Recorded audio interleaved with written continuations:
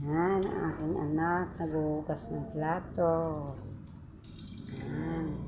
Kasi gusto niya daw maghugas dahil malaki na daw siya.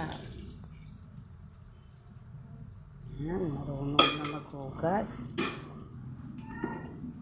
Dandahan anak, mahulog ka.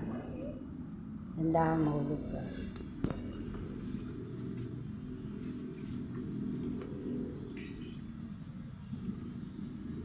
Sipag.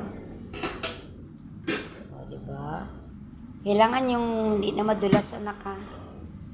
Matanggal yung kanyang dulas. Pag madulas kasi, may sabon yun. So, yan o, maigi. Bandaan mo maigi. Yan. Okay? Hindi na madulas? Okay. Papatay mo na yung gripo. Yan. Very good. Lagyan mo lang dyan, patuyuin yan mamaya. Saka pag natuyo na yan, lipat na sa ano. Very good.